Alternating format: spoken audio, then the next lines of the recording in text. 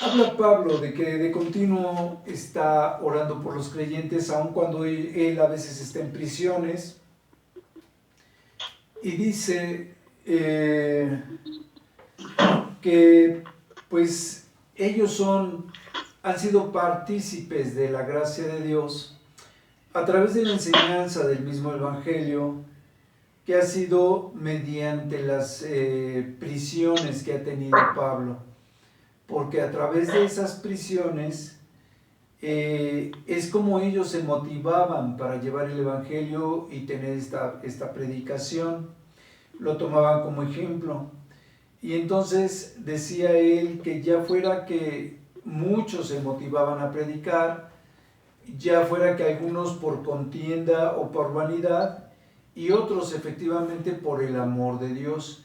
Pero decía él que a fin de cuentas, aunque fuese predicado por una o por otra razón, de todas maneras, el pretexto, con cualquiera de esos pretextos, el Evangelio de la verdad, de la salvación de Jesucristo, pues era anunciado, ¿no? O sea, ya por cualquier, ya fuera que fuera por contención o por amor o por vanidad, de todas maneras se cumplía un doble propósito. Decía Pablo, como quiera que sea, el Señor Jesucristo va a ser glorificado, y es por lo que dice entonces, ¿no? Porque dice, a través de estas acciones de prisiones y demás, el Señor es glorificado. Y ustedes se motivan para también llevar el Evangelio. Y dice, por eso dice, para mí el vivir es Cristo y el morir ganancia, ¿no? Él tiene esa motivación, ese razonamiento, que es parte de uno de los versículos que nos gusta más a los cristianos, donde entonces vemos que efectivamente, ¿no? Para Pablo, él lo que deseaba era irse a la presencia del Señor Jesucristo, ansiaba estar en la presencia de Dios, pero por eso para él el vivir era Cristo, porque tenía que trabajar aquí mientras él estuviese, pero si él muriese, pues para él sería ganancia estar en la presencia de Dios, como para cualquiera de nosotros, ¿no? Y decía él, y entonces tengo este conflicto por las dos situaciones, me veo forzado, me veo acosado, ¿no? Dice, porque en ambas dudo de cuál sea lo mejor, ya sea que me fuese a la presencia del Señor en una de sus prisiones o de los tormentos que luego pasaba, decía, no sé si irme, si fuera para mí mejor irme a la presencia del Señor, dice, pero no me cabe duda en que realmente estar en la obra es lo que ¿cómo dicen? Para lo que me quedaré. Entonces, Pablo aquí ya razonaba que para él quedarse a hacer la obra, pues tenía que ser mejor, que él tenía que estar haciendo la obra mejor que irse a estar en la presencia del Señor Jesucristo. Y entonces decía Pablo que para él el vivir es Cristo y el morir ganancia. Y que luego se había conflictuado entre estar o en la presencia de Dios o quedarse a hacer la obra. Y entonces decía yo que él decía, ¿no? Terminaba diciendo que pues indiscutiblemente pues se tenía que quedar a hacer la obra hasta que el Señor determinara otra cosa. Dice, y ustedes que están siendo motivados por estos ejemplos y demás, dice, son motivados y son guiados por el Espíritu Santo que también recibieron para llevar esta enseñanza. Y dice, motivados por el mismo Espíritu Santo que recibieron a través del sacrificio de Cristo. Lo dice de otra manera más vaga, lo dice de otra forma, pero es a lo que se está refiriendo. Que ellos, estos evangelios que llevaban, este esfuerzo que llevaban, era como una manera de irse perfeccionando a través de la obediencia. Dice, para que tengan este mismo conflicto, el conflicto que tenía Pablo entre irse a la presencia de Dios, pasar prisiones y todo eso, o quedarse a hacer la obra, irse a la presencia de Dios o tener estos conflictos, prisiones y demás, haciendo la obra, este mismo conflicto, pues decía Pablo, ustedes ya lo están teniendo cuando están participando, pero a través de este espíritu, ustedes se van a ver también conflictuados, de tal manera que van a estar en lo mismo, o van a estar luchando para que se lleve el evangelio, o van a ser llevados a la presencia de Dios, ¿no? Y entonces nos habíamos quedado en el capítulo, este capítulo 1 está muy bonito, está un poquito enredado, pero sí, o sea, lo que Pablo quiso decir en términos generales fue eso, que la iglesia estaba siguiendo el mismo ejemplo de Pablo y lo estaba llevando en obediencia a través del Espíritu Santo. Y él le dice, si tú eres el Hijo de Dios, dile a estas piedras que se conviertan en pan, ¿no? Si verdaderamente eres el Hijo de Dios, dile a estas piedras que se conviertan en pan.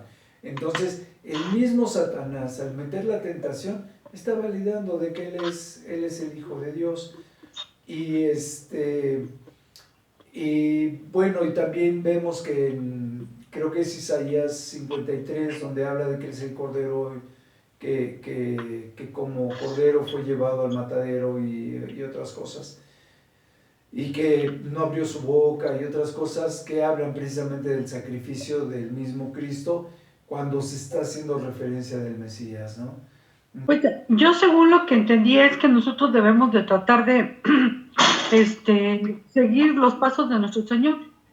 Y les ponía de ejemplo lo que Él había hecho, Cristo había hecho, dejar donde estaba viviendo, y gozando de todas las cosas que Él tenía en plenitud en su reinado, como Hijo de Dios, para humillarse aquí en la tierra por nosotros, ¿no? Y dar toda la, su ser y permitir que lo sobajaran y lo maltrataran para poder cubrir lo que nos correspondía y estar bien ante Dios.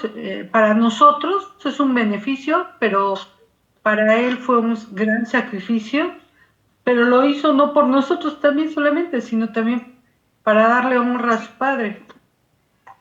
Yo Sí. así lo veo. Sí. ¿Alguien más quiere comentar algo más? Si me equivoco, corríjame. ¿Alguien más? Bueno, yo aquí veo que es la señoría del Señor. Sí. Pues ahora sí que Él nos deja aquí establecido cómo también debemos comportarnos como cristianos, ¿sí? Que Él es el ejemplo a seguir. Entonces, Él en su humildad, pues como hombre, para cumplir la voluntad de Dios.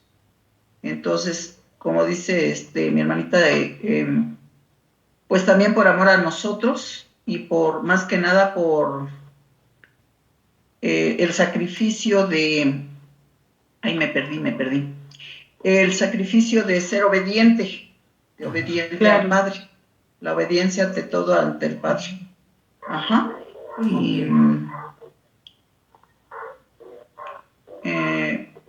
puse como Jesús es ejemplo de humildad. Como seguidores de Cristo debemos tener la misma actitud de nuestro Maestro, de nuestro Señor Jesucristo, ¿no? Entonces, ¿que cuesta trabajo? Pues sí cuesta trabajo. Ok. Fíjense, ¿alguien más o les termino ya de...? O sea, sí están bien, o sea, según mi punto de vista también, que es lo que veíamos, ¿no? Que habla sobre el ejemplo y la humillación del Señor Jesucristo, el cual siendo en forma de Dios se convierte en hombre para ser humillado. Entonces, desde un punto de una alta exaltación que tenía el Señor hasta su humillación al convertirse en hombre, ¿no? Y como yo les decía, y eso que todavía no se habla a carta cabal de lo que son todos los padecimientos, como lo dice Isaías 53. Entonces, dice, por lo tanto, si hay alguna una consolación en Cristo, si algún consuelo de amor, si alguna, estoy hablando del 2.1, dice si alguna consuelo de amor, si alguna comunión del Espíritu, si algún afecto entrañable, si alguna misericordia, completad mi gozo siendo lo mismo, teniendo del mismo amor, unánimes, sintiendo una misma cosa. O sea, si hay algo entrañable, algo bueno, él venía hablando de cómo en el Espíritu Santo teníamos esa comunión, tenía la iglesia esa comunión con Pablo para ser motivados para llevar el Evangelio y otras cosas. Y aquí dice, por lo tanto, si hay alguna consolación en Cristo, o si algún consuelo de amor, o cosa entrañable, así, comunión entrañable, o cosas así. Entonces, él está invitándoles, dice en el 3, nada hagáis por contienda, ni por vanagloria. O sea, como decíamos anteriormente, que decía, ¿no?, que algunos llevaban el Evangelio y algunos precisamente por contienda o por vanagloria y otros por amor, y aquí lo vuelve a decir, no lleven ese Evangelio por contienda o no hagan nada por contienda o por vanagloria, sino antes bien humíllense y estimando cada uno a los demás como si fuesen superiores a ustedes mismos, ¿no? Ese es el principio para que ustedes vean cuál fue el grado de humillación del Señor Jesucristo, precisamente para que fuéramos de un mismo sentir de humillación y que nosotros también podamos humillarnos por amor a nuestros hermanos o por amor a nuestros semejantes. Eso es lo que nos está guiando Pablo, lo que nos está enseñando. Y esa es la parte, ¿no? Se puede decir que la introducción precisamente a esa grandeza que tenía el Señor Jesucristo y cómo se humilló para poder servirnos y que así nosotros debemos de servirnos los unos a los otros. Y dice en el 4, dice, no mire cada uno por lo suyo propio, sino antes ver por las necesidades de los otros. Pues venía hablando de que seamos humildes y serviciales, ¿no? Y después dice, amados míos, yo sé que siempre han obedecido. O sea, estas reglas que él estaba poniendo, estos ejemplos que él estaba poniendo, dice, yo sé que siempre han obedecido. Dice, no importa si estoy presente o estoy ausente, ocúpese cada uno de su salvación con mucho temor y con mucho temblor. Y ya habíamos hablado alguna vez del temor. No podemos tener temor con desconocimiento de la presencia de Dios o de su persona. Entonces, mientras más conocemos, más temor tenemos y más acción tenemos con respecto a nuestro temor y nuestro temblor y nuestra salvación, ¿no? Entonces, yo creo que eso no es muy no hay mucho que profundizar, simplemente dice, con ese temor que tienen, con ese conocimiento, con ese mismo temor que les dé el conocimiento, con ese temor sigan siendo obedientes. Dice, porque Dios es el que produce en cada uno de ustedes el querer como el hacer por la buena voluntad que tiene Dios para con nosotros, ¿no? Entonces, ¿sí lo entienden? Dios, por un lado, nos permite tener la fe, luego a través del Espíritu, la fe y el conocimiento suficiente para desarrollar más fe, para desarrollar acción, para desarrollar obediencia, para desarrollar temor. Él venía hablando del temor y dice que tengan este temor. Dice, porque ¿quién es el que nos da todo este conocimiento? ¿Quién es el que nos da la certeza? Dice, Dios es el que pone en nosotros tanto el querer hacer las cosas como el hacerlas, ¿no? Como el querer hacer las cosas por su buena voluntad, ¿no? Como dice, como el producir, así el querer como el hacer. Entonces, dice, dice, vuelve a regresar a lo mismo, dice, no lo hagan por contienda ni por vanagloria, dice, no lo hagan con murmuraciones, háganlo todo en amor. Ese crecer, ese obedecer, ese estar en la presencia de Dios, debe ser en amor. Él ponía antes, en el capítulo 1, donde él decía que lo hacen por contienda, por vanagloria o por amor, cuando hablan del Evangelio. Dice, pero ustedes háganlo por amor, dice. Y aquí habla de lo mismo. Esa obediencia, esa práctica del Evangelio, esa práctica de servicio, no debe ser ni por contienda ni por vanagloria, debe de ser por amor. Y entonces dice, para que entonces sean ustedes irreprensibles, sencillos, como veníamos hablando de la humildad del Señor Jesucristo, dice, hijos de Dios sin mancha en medio de una generación maligna y perversa, en medio de la cual resplandecen ustedes como luminarias en el mundo.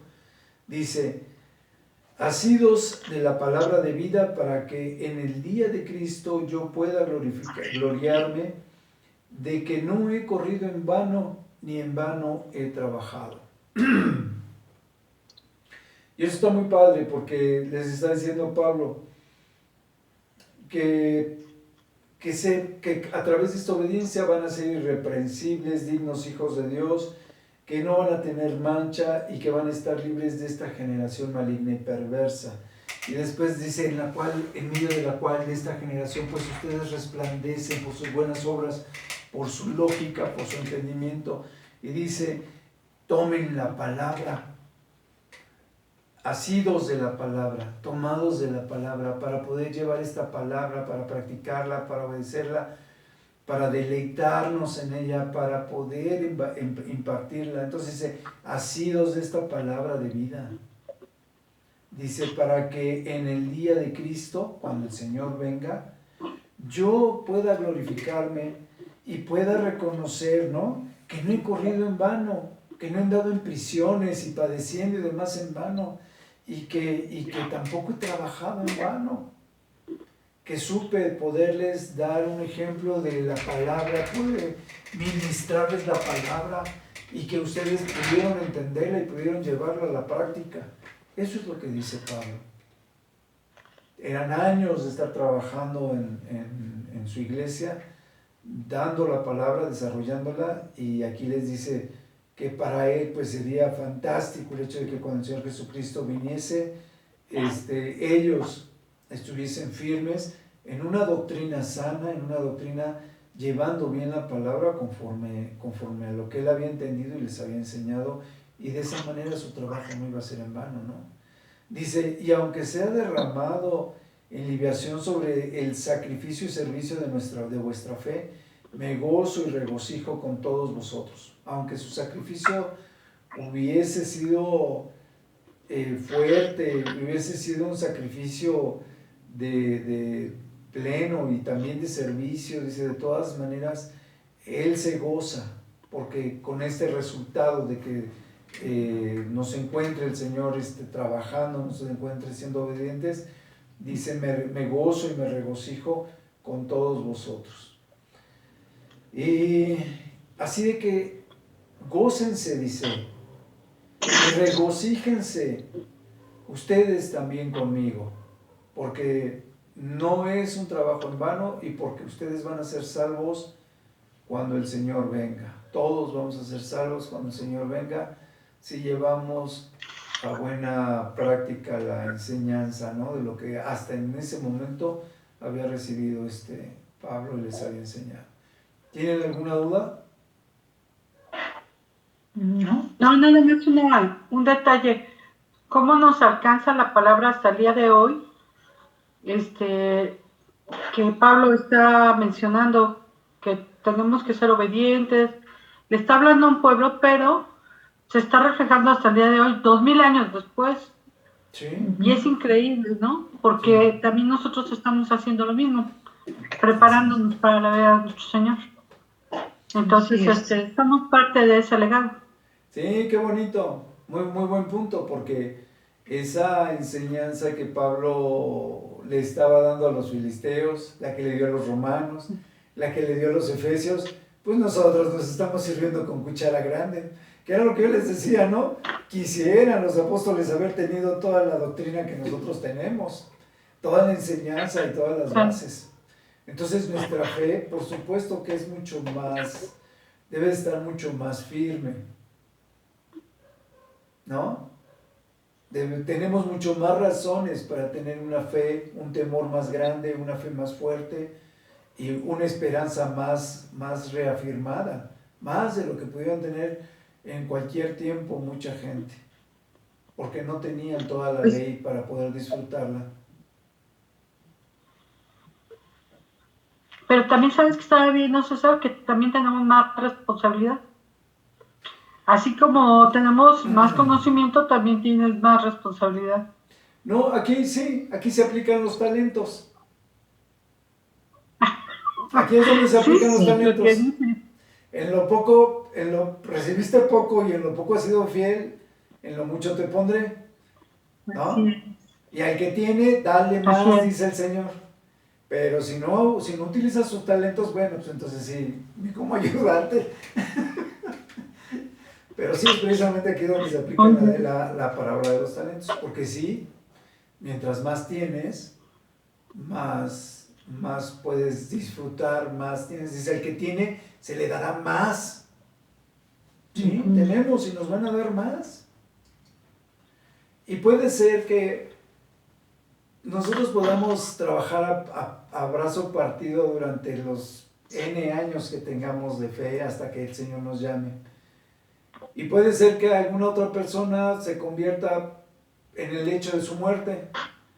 Y todos vamos a recibir lo mismo. Así. Ahí es lo de los jornaleros. No, la parábola de los jornaleros. Entonces, no, acuérdate. Porque los que trabajan, pues también van a recibir coronas para poder dárselas al Señor. Entonces, sí, sí dice que es importante trabajar para, pues también tener que darle, ¿no? A nuestro Señor. Sí, pero esa parábola lo que habla es de la salvación. Entonces dice, yo te ofrecí tanto, ¿no? Y creo que eran 2 denarios. Claro. Dice, te ofrecí 2 denarios, dice, pues, en eso estoy cumpliendo. Dice, a ti que si le doy más a los que entraron después. Entonces, pero bueno, o sea, todos, lo que yo digo es, sí vienen las coronas también, obviamente. Pero vuelvo a lo mismo, o sea, eso no está para que conste, ¿no? ¿Qué tal si no es en su lecho de muerte, sino en los últimos 2 o 3 o 5 años de su vida y tal vez sea más entregado que nosotros en 50, 60 años, ¿no? De fe. Entonces, bueno, no lo sabemos, sí, no sabemos, pero... Y no es, nada más es como que una bromita por ahí dicha, ¿no? De que pues igual viene el que se acaba de convertir y nos toma el puesto. Bueno, no nos lo toma, sino que entra junto con nosotros. Esperemos que no. Esperemos que no. No, sí, esperemos que sí. A mí que me importa que ellos en último momento se ganen lo mismo que yo. Ojalá y todos se pudieran convertirse. Bienvenido, Javi. Muy bien. Ahí es una reseña nada más de que está dando de ellos dos, de Timoteo y Epafrodito, sí, de que los va a mandar y que obviamente han sido colaboradores de él, pues que los reciban obviamente con mucho gozo, que uno de ellos, Epafrodito, estuvo enfermo, casi al borde de la muerte. ¿Qué más? Pues que Dios tuvo misericordia de él y bueno, que para que no tuviese Pablo tristeza sobre tristeza, les dice que los reciban pues en el Señor con gozo y en gran estima, ¿no? Prácticamente les está diciendo que les va a mandar a sus muchachitos para que sigan lo que pues les van a mandar, el mensaje que van a darles ellos. Todavía no se sabe qué es, pero es, en pocas palabras es lo que están les está diciendo Pablo a los filipenses. Sí. ¿Alguien más quiere comentar algo?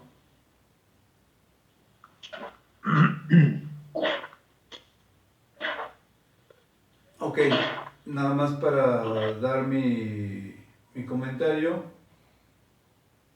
Decíamos que Timoteo tenía una obra excepcional con Pablo, ¿no? Era su brazo derecho, su hijo consentido y demás, su discípulo consentido. Lo mandaba a todos lados y aquí lo vemos otra vez que lo vuelve a mandar, ¿no? Yo creo que ese Timoteo llegaba y órale, lánzate para tal lado, y ahora vete a tal lado, y ahora hazte así, hazle eso. Qué padre tener una ayuda, porque de ese tamaño, alguien con quien puedas confiar a ese nivel, porque puedes dividir el trabajo que tienes que hacer, ¿no? Y que tengas una persona con esa confianza, pues qué padre. Pero aquí también habla de Epafrodito. Y Epafrodito, fíjense, un hermano de mucho testimonio, todas las cualidades ya las dice aquí, está a punto de morir, y entonces dice que Epafrodito quería ir a darles testimonio de cómo estuvo a punto de morir y demás, y que a la vez pues pueda servirles y pueda tener la atención con la iglesia que pues Pablo por un momento dado tendría que estar haciendo, ¿no? Porque es con lo que cierra esta parte.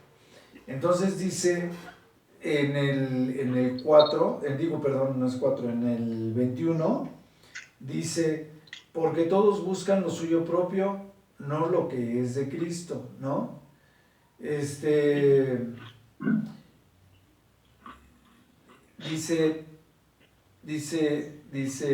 Decía Pablo, referente a esto, decía, de que hubo, dice, para que yo también, en el 19 dice, para que yo también esté de buen ánimo al saber de cómo están ustedes, cuál es vuestro estado, y a ninguno tengo del mismo ánimo, del mismo sentir, y que tan sinceramente se interese por ustedes, ¿no? Entonces, que aquí hablando de Timoteo dice, y haciendo referencias a estas cosas de Timoteo dice, porque todos buscan lo suyo propio, no lo que es de Cristo. O sea, muchos están buscando tener tal vez un prestigio como evangelistas, hacer una iglesia para que sea parte de la vanidad de ellos, pero aquí dice que el esfuerzo de Pablo, el esfuerzo de Timoteo, pues es única y exclusivamente engrandecer a Cristo, ¿no? Dice, y después en esa parte, y más adelante ya cuando habla de Epafrodito, dice al final, dice más o menos en el 28, dice, así que le envío con mayor solicitud para que al verle de nuevo se gocen y yo esté con menos tristeza, dice.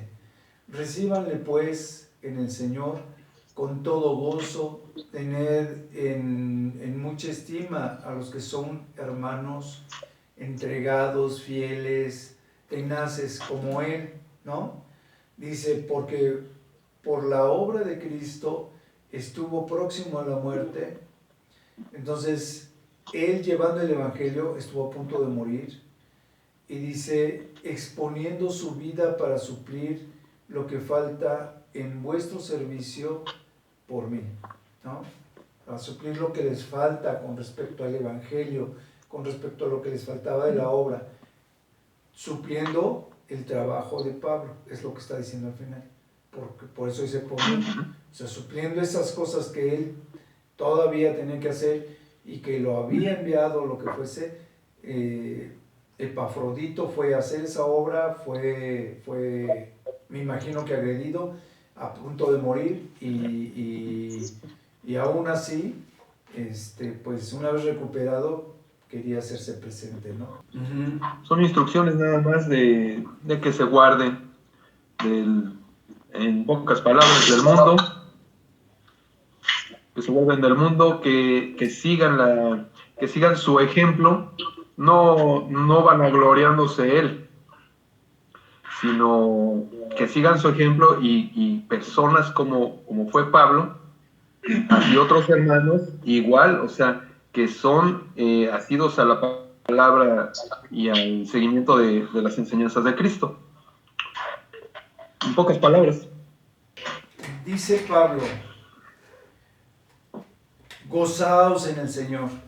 Dice, por lo demás, o sea, aparte de todo esto que ya platicamos anteriormente, la carta continúa, por supuesto, ¿no? El hecho de que empiece el capítulo 3 es la numeración que le asignaron posteriormente, pero él como que venía hablando de lo que había hecho Timoteo, Epafrodito y demás, y dice, por lo demás, perdón, dice, gócense en el Señor, ¿no? O sea, está hablando de los padecimientos, primero hablaba del amor, del servicio, del sacrificio, del ser igual a Cristo, que siendo alguien quien debería de ser exaltado por como Dios, se humilla a sí mismo hasta convertirse en hombre y ser además como hombre humillado para poder morir por nosotros y ser sujeto a obediencia.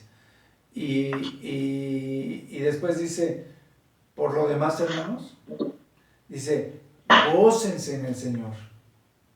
O sea, disfrutemos el Evangelio, disfrutemos la salvación.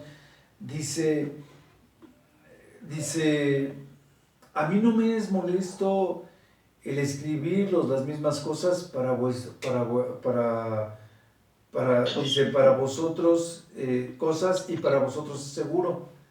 O sea, Pablo decía, estarles repitiendo lo mismo o decirles lo mismo que les dije a los romanos o lo que les dije a los corintios o lo que les dije tal vez la vez pasada que fui. Dice, para mí eso no es molesto. Dice, guárdense de las malas enseñanzas, de las enseñanzas de aquellos que eran los perros. Los perros se tiene dudas porque perro se le llamaba a aquel que era, que se le decía perros a los gentiles. En algunas de las predicaciones lo he escuchado, que les decían perros a los gentiles. También les decían perros a los homosexuales. Y también vemos que muchas veces los homosexuales pues, se inventan sus propias doctrinas y sus propias filosofías justificables, ¿no? Donde alteran la palabra, siendo tan clara, tan en blanco y negro, la alteran como para justificar lo que ellos están pensando, ¿no? Pero dice, guárdense de los perros, guárdense de los malos obreros. O sea, me refiero a que perros, sea cualquiera de los dos casos, se supone que te estás guardando ya sea de aquellos que niegan la palabra, que son gentiles, que eran los que negaban a Dios o negaban la palabra, o tal vez los que tendían a distorsionar la palabra, ¿no? Como en el caso de los homosexuales. Dice, guárdense de los perros, guardaos también de los malos obreros, guárdense también de los mutiladores del cuerpo, aquellos que iban para hacer división en la iglesia, aquellos que iban para decir que no eran salvos por la gracia, que tenían que ser salvos por la ley, porque tenían que seguir practicando la ley para poder alcanzar la salvación y cosas por el estilo. Eso es de lo que habla. Pero primero dice, gócense en el Señor. No hay mejor enseñanza que dejar que el Espíritu nos ministre y nos guíe a gozarnos en el Señor. Ya lo hemos platicado muchas veces. Dice, porque nosotros somos circuncisión de los que en el Espíritu servimos a Dios y nos gloriamos en Cristo Jesús, no teniendo confianza en la carne. Ya los sacrificios, ya el esfuerzo, ya las obras, todo eso quedó atrás. Nos quedaba solamente el servicio a través del Espíritu Santo, a través de este gozo, a través de la obediencia, a través del temor, como lo hemos ido más bien como Pablo lo fue desmenuzando en los capítulos anteriores los pasos que hemos estado viendo. Entonces Pablo aquí lo termina de desmenuzar y dice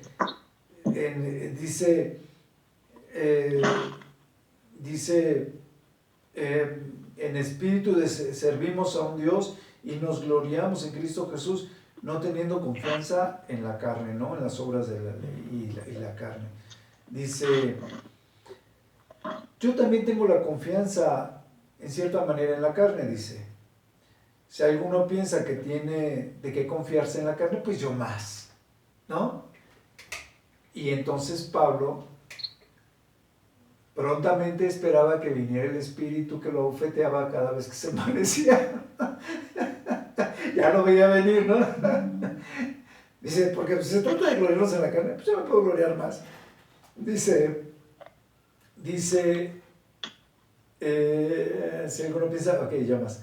Dice, porque fui circuncidado el 8º día, como lo mandaba la ley, del linaje de Israel, de la tribu de Benjamín, hebreo de hebreos, en cuanto a la ley fariseo, en cuanto al celo de Dios, tan celoso, tan seguro, que era perseguidor de la iglesia, dice, ¿no?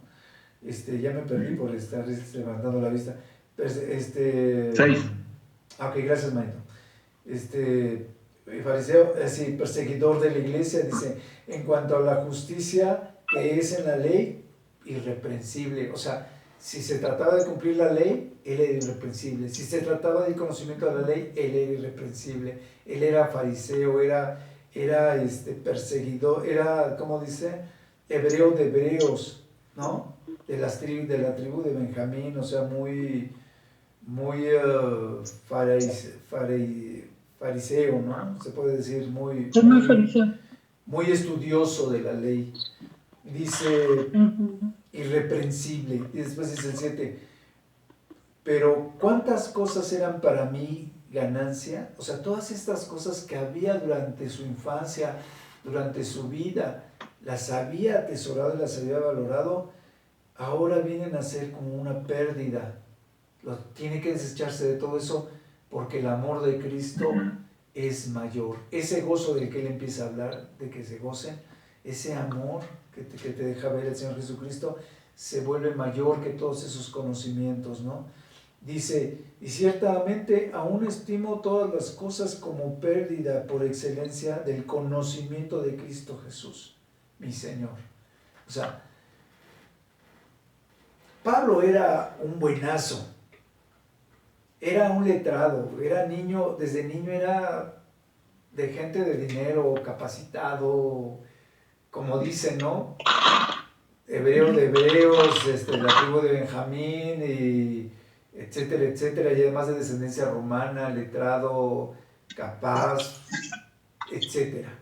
Pablo era una persona, era una herramienta para el Señor súper, súper, súper útil. Y más porque a pesar del tiempo en el cual él se desarrolla, de todas maneras tiene muchísima capacidad y muchísima enseñanza. Y dice, todas estas cosas las vengo a estimar como pérdida, ¿no? Pero dice, por llegar a obtener esa excelencia, ese conocimiento. O sea, a pesar de todo el conocimiento que tenía Pablo, de la educación que había tenido durante tantos años, de todas maneras, cuando viene el Señor Jesucristo y lo toca, todas las cosas que él había aprendido hasta entonces se volvían innecesarias, insuficientes. Cuando el Señor lo toca, en ese momento todo lo que había aprendido de la Biblia con la unción del Espíritu Santo empieza a embonar de tal manera que todo entiende, empieza a entender todo. Esa excelencia de la que él habla, del conocimiento del Señor Jesucristo, viene a través de la unción del Espíritu Santo, permitiendo que todo lo que él conocía de la palabra tuviese una lógica y una razón de ser. ¿Sí me explico, verdad? O sea, se vuelve, mientras que antes era muy claro, inteligente, ahora es muy espiritual. Está siendo discernido y guiado por el Espíritu Santo del Señor. Y entonces el conocimiento de Cristo Jesús, mi Señor, por amor del cual lo he perdido todo y lo tengo por basura para ganar a Cristo. Y decía el mismo Pablo en el capítulo 2, ¿no? Para mí el vivir es Cristo. Todo lo que él tenía ya no significaba nada. Era Cristo, el vivir era Cristo. Ver cómo iba a servir, ver cómo iba a trabajar y demás, y el morir se iba a convertir en ganancia. Y después dice en el 9, dice, y ser hallado en él, no teniendo mi propia justicia, que es por la ley, o sea, lo que él había entendido durante su vida, que por la ley, dice, sino la que es por la fe en Cristo, la justicia que es de Dios por la fe. Es lo que yo les decía, Pablo ya había entendido ahora sí todo lo que supuestamente había entendido anteriormente, ahora sí lo entendía. Y sabía que lo que él tenía marcado antes por la ley, era porque la ley no te daba la salvación. Solamente Cristo te daba la salvación. Entonces, porque por las obras nadie puede ser salvo, lo dice la palabra, la misma palabra. Dice a fin de conocerle y el poder de su resurrección y la participación de su padecimiento, llegando a ser semejante a él en su muerte, si en alguna manera llegase a la resurrección de entre los muertos. No que ya lo haya alcanzado ya, ni que ya sea perfecto, sino que prosigo a ver si logro hacer aquello para lo cual fui también nacido por Cristo Jesús. La salvación, en el momento en que Cristo lo llamó, es ahí donde Cristo lo sujeta. Dice, a ver si alcanzo esa salvación a la cual Cristo me sujetó. Dice, y esa salvación, porque dice primero, no que ya la haya alcanzado, y antes dice de eso, dice, estoy llevando, en el 9 dice, estoy llevando por la fe de la justicia de Jesucristo para llegar a la plenitud de esa fe, a ese conocimiento. Y dice en el 10 al empezar, a fin de conocerle, a fin de tener ese conocimiento perfecto, ¿no? Y la participación de sus padecimientos. Por supuesto que Pablo ni ninguno pudo haber llegado al sacrificio de Cristo, porque aquellos que padecieron el mismo sacrificio de Cristo, aunque lo hubieran llevado desde el principio hasta el fin, lo habían llevado siendo culpables de pecado, y Cristo lo llevó siendo inocente de pecado. Entonces, tan solo por ese punto, nadie puede llevar el sacrificio de Cristo. Y después que Cristo carga en sí todas las culpas de la humanidad, todos los pecados del mundo, pues imagínense, se vuelve, para que ese sacrificio fuese valioso, fue un sacrificio que cuando Cristo va a venir a esa situación, pide primero que pase de él esa copa, y después más adelante está sudando como sangre, ¿no? Un sudor espeso. Ok. Y dice, a fin de conocerle y conocer el poder de su resurrección y participación de sus padecimientos, para ver si puedo llegar a esos padecimientos. Después dice, no, que ya lo haya alcanzado, porque Pablo ya para entonces había pasado prisiones, azotes, etcétera, etcétera, ¿no?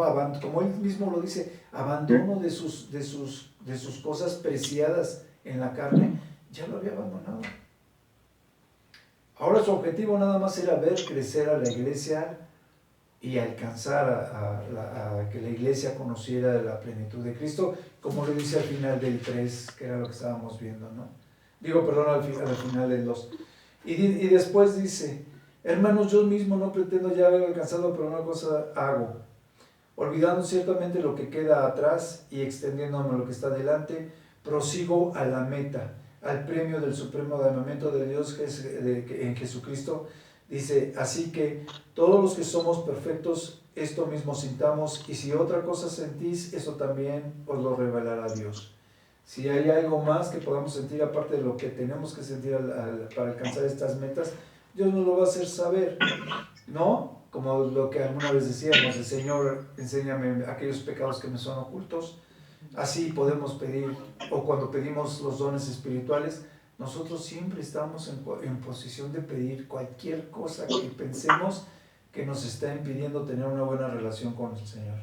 Dice, hermanos, sed imitadores de mí y mirad a los que así se conducen según el ejemplo que tenemos en nosotros mismos. O sea, vean aquellos que están siguiendo nuestro ejemplo, porque andan muchos, así como los que ya les había dicho antes, dice, y aún ahora se los digo llorando, que son enemigos de la palabra de salvación o del Evangelio de Jesucristo.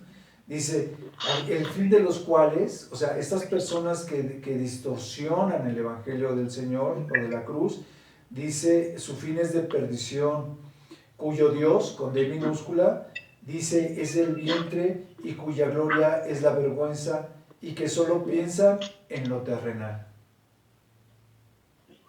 ¿Sí me están siguiendo? Ok. Sí. Entonces dice el 19, que se guarden, como lo había dicho antes, de aquellos que les llevan una falsa doctrina, como lo dice él al principio, que dice que se cuiden de los perros y de los malos obreros, etcétera, etcétera. Sigue hablando de lo mismo. Y entonces dice el 20, mas nuestra ciudadanía está en los cielos, de donde también esperamos al Salvador y el Señor Jesucristo, el cual transformará el cuerpo de la humillación nuestra para que sea semejante al cuerpo de la gloria suya, por el poder con el cual puede también sujetar a sí mismo todas las cosas. Está padre, ¿no? O sea, el Señor Jesucristo, ya dentro de sus promesas, tiene reservada nuestra ciudadanía en el cielo y nuestra transformación a un cuerpo, transformará este cuerpo de humillación en un cuerpo semejante al suyo en gloria, ¿no? Entonces, esa es nuestra esperanza, ya la conocemos. Básicamente lo que dice Pablo es lo que veníamos diciendo, ¿no? Regocijémonos en el Señor, exaltemos su gloria, alabemos al Señor y gocémonos en Él. Dice, el 4:4 dice, regocijaos en el Señor siempre. Y les digo otra vez, regocíjense, disfruten la palabra, disfruten la oración, disfruten la relación en lo más que se pueda. Dice, vuestra gentileza y sea conocida de todos los hombres. ¿Por qué? Porque el servicio, lo decíamos, pues es una de las bases del Evangelio, y dice, el Señor está cerca, ¿no? O sea, tenemos que estar conscientes de que el Señor no tarda en venir. Dice, por nada estéis afanosos, sino sean conocidas vuestras peticiones delante de Dios en toda oración y ruego con acción de gracias. Y la paz de Dios, que sobrepasa todo entendimiento, guardará vuestros corazones y vuestros pensamientos en Cristo Jesús. Yo creo que este versículo está muy bonito, esta bendición está muy bonita.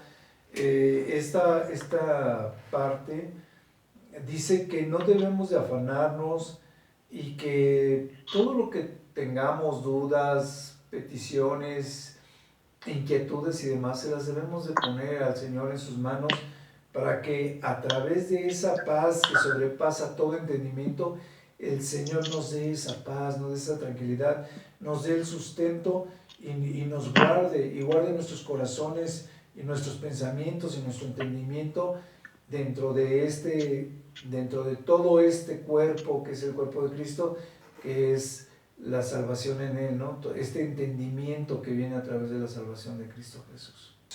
Todo lo que es verdadero, lo honesto, lo justo, lo puro, lo amable, lo bueno, lo que sea de buen nombre, toda cosa que pueda traer una virtud como estas de servicio, en esas cosas debemos pensar. Si hay algo digno de alabanza, en eso debemos de pensar. Algo digno de alabanza se refiere a algo que puedan decir, ya viste que fulano hace esto, ya viste que fulano hizo otro, o lo que sea. Ese tipo de alabanza. Dice, en eso piensen, en hacer lo bueno, en hacer lo mejor posible. Y dice, esto que han estado aprendiendo sobre el servicio, sobre el amor, sobre el cuerpo de Cristo y demás, dice esto que aprendiste y que también recibiste y que has oído y que has visto de nosotros mismos como testimonio, dice, esto mismo deben de hacer y el Dios de paz estará con ustedes. O sea, si ustedes están cumpliendo estas cosas que están aprendiendo, si las están asimilando, si las llevan a la práctica, seguramente Dios va a estar con ustedes, ¿no? O sea, Dios va a estar con nosotros. De las dádivas, el título es Las dádivas de los filipenses hacia Pablo. Dice en el 10 que ellos han estado solícitos, han estado prestos, han estado dispuestos a poder ayudarle y demás. Dice, a pesar de que yo siempre he aprendido a padecer necesidades o estar en cualquier situación. Dice, sé vivir humildemente y así como sé tener en abundancia en todo y por todo estoy enseñado, así para estar saciado como para tener hambre y así como para tener abundancia como para tener también una necesidad. Dice, todo lo puedo en Cristo que me fortalece. Pablo antes, en el pasaje anterior, decía que si hacías todo lo correcto, dice, lo que aprendiste y recibiste y oíste y visteis en mí, esto mismo hagan y el Dios de paz estará con vosotros. Y también dice que el Señor te va a suplir cualquier necesidad anteriormente. Y aquí te dice, todo lo puedo en Cristo que me fortalece, padecer hambres y demás sin necesidad. El hecho de que nosotros estemos lo hemos platicado varias veces, el hecho de que nosotros estemos en obediencia no implica de que tengamos en algún momento necesidad o padezcamos alguna situación o enfermedad o cualquier cosa. Lo mismo sucede si no estamos en obediencia. O sea, mucha gente dice, no, estás sufriendo o estuviste a punto de morir o padeces tal enfermedad porque estás en pecado, ¿no? Entonces, la Biblia deja ver que si la persona que está padeciendo la enfermedad está en pecado, él debe de confesar sus pecados para que los ancianos oren por él. Pero no implica que todos los casos sean iguales, que siempre signifique que esté en pecado, así como ahorita lo vemos, ¿no? Puedes tener necesidades, puedes tener enfermedades, puedes tener situaciones en las cuales pues no implica que estés en pecado. ¿Por qué? Pues porque el mismo Pablo padecía ceguera y padecía de este demonio que lo bofeteaba cada vez que se amanecía y cosas por el estilo, y creo que también se decía que era medio encorvado, medio jorobado, y son situaciones que hablaban de que la salud de Pablo no era muy, muy envidiable, ¿no? Y entonces dice, todo lo puedo en Cristo que me fortalece. Dice, sin embargo, ustedes hicieron bien porque han participado conmigo en mi tribulación. O sea, tanto en sus prisiones y demás, y supliendo sus necesidades, ¿no? Dice, y también vosotros, oh filipenses, que al principio de la predicación del Evangelio, cuando partí a Macedonia, ninguna iglesia participó conmigo en razón de dar o de recibir, sino solamente ustedes, ¿no? Sino solo ustedes, que también me fueron, bueno, estuvieron al cuidado de mí. Dice, dice en el 16, me enviaste una y otra vez para mis necesidades. Y después dice, no es que busque yo las dádivas, sino que frutos que abunden para la misericordia de ustedes, para las coronas de ustedes, ¿no? Para la gloria de ustedes, de que están en amor y en aflicción y en un mismo sentir, se puede decir. Dice, pero todo lo he recibido, tengo abundancia, estoy lleno, habiendo recibido de Epafrodito lo que me enviaron, olor fragante, sacrificio acepto, agradable a Dios.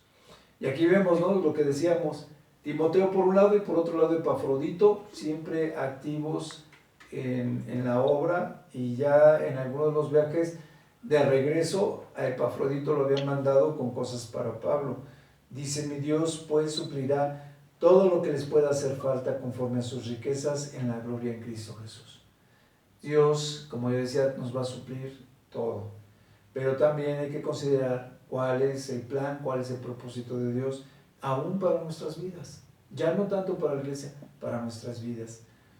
¿Se acuerdan que alguna vez vimos un versículo que decía que aquello que nosotros padecemos es para que nosotros en un momento dado podamos dar de gracia el consuelo a aquellos que padezcan lo mismo? Por eso a veces padecemos, no precisamente porque estemos en pecado.